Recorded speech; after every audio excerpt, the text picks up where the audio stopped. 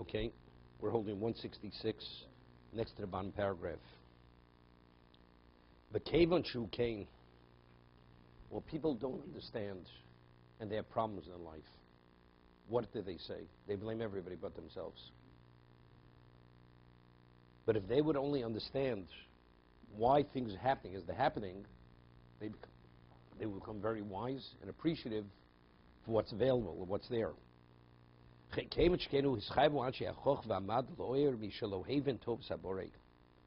Therefore, because this is the reality of life, the people of Chochmah Mad, of understanding,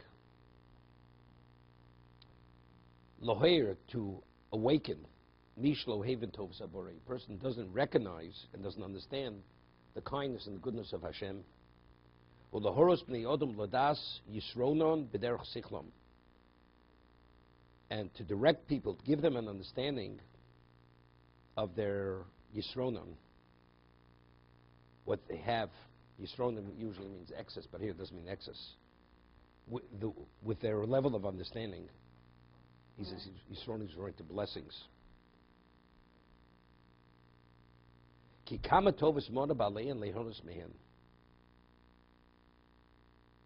Because there are many opportunities which are denied to people to benefit from.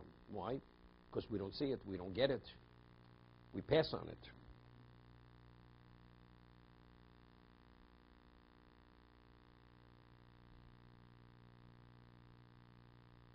Once that open name of the Chofetz Chaim, Shlomo says,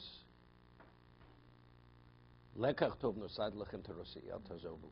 Right? You sing it. Everybody gets carried away with it. Right? Lekach tov nosad terosi al tazovu. So the Chofetz Chaim says, whose statement is it?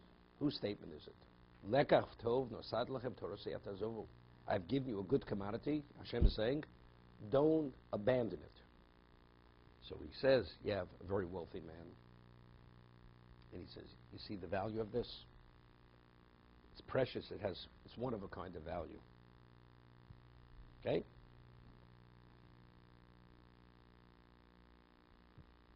The uniqueness of it, but the person's a commoner.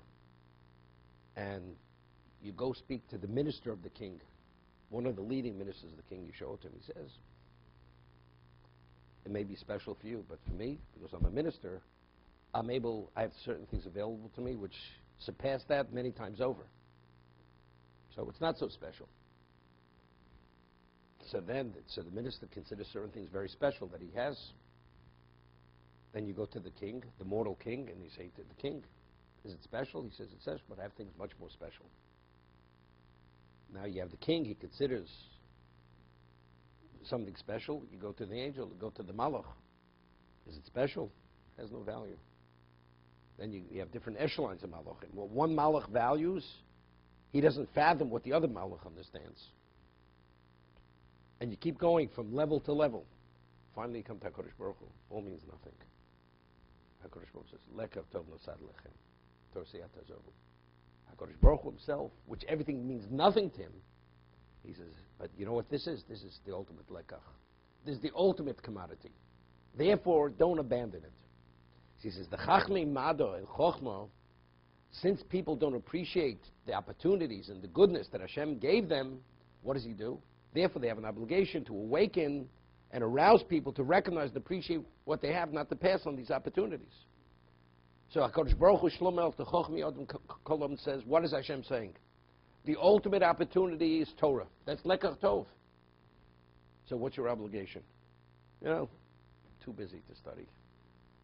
I listen to the rabbi, Shabbos afternoon after my 4-hour nap, and I come in 15 minutes before Mincha. Okay, it's enough. But it's Lekach Tov. So if the Chachmei Mado, Lohoyer B'Shaloheven Tovas HaBorei, they feel they have an obligation to awaken people to recognize the kindness and the opportunities of the Creator. That to direct them, give them understanding, the blessings through their intellect. There are many opportunities which people, they're denied, they're not able to benefit from them.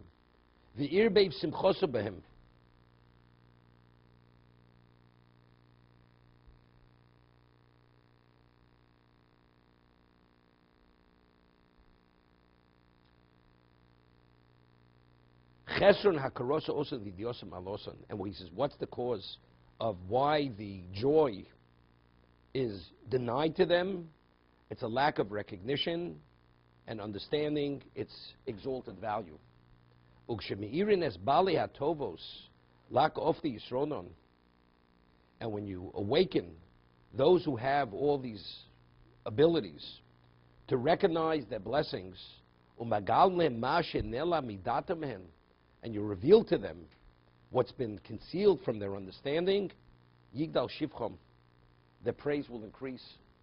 V'sirba hudaosom lameitiv lem, and their thanks to their benefactor will increase. And through that they will achieve a benefit and a pleasure in this world. You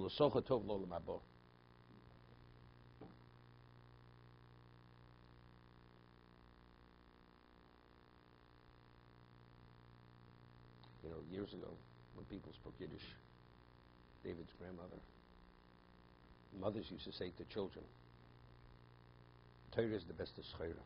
That was an expression in Yiddish. There's no better commodity than Torah. Torah is the best of schayra. Ernie, you ever hear that expression? Torah is the best commodity. There's no better schayra. Schora is merchandise. It's the best. There's nothing better than that. It's interesting. I don't know if you ever read the book of Mike Tress. The Art Scroll put out a book. They called him Mike. Mike Tress, if you read about him, he was a person who wasn't learned, was raised, was orphaned, was raised. He was always a Shomer Shabbos Jew, told about. He was a child in the pre-1920s, became a wealthy man, and he did things in America that the only reason he set the stage for Torah to grow in America. Did phenomenal things. And eventually, after the war, went to Europe, and he was a very wealthy man. Very wealthy man. Rabbi Chanan Wasserman, Zeichat Tzaddik Levrocha, came to America 3 years before World War II, 2 years before, to raise money for Abramovich. And he met Mike Tress. Mike Tress was involved with Agudas Yisrael. And he owned a company. It was called Esquire Boot Polish. That was his company. He was, relatively speaking, wealthy. What?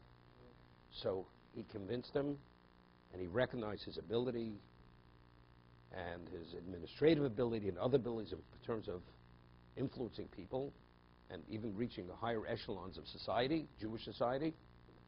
And he sold his business. And he dedicated his life to, to bring Jews back to Judaism in a certain way. He's the one who started Camp Aguda in the early 40s, because he understood it's because the future is the youth.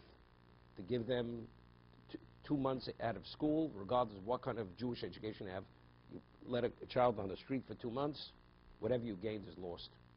To create an environment. And he did many, many things.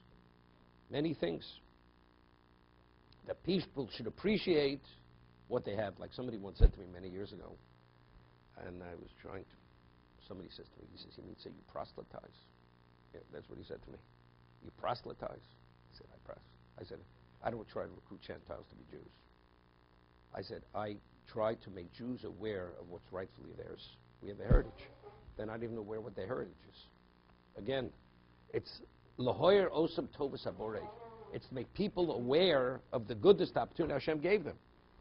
What does the Jew understand? Does he understand what opportunity he has at hand? He doesn't understand. So that's the chachmei hamado, v'chochma.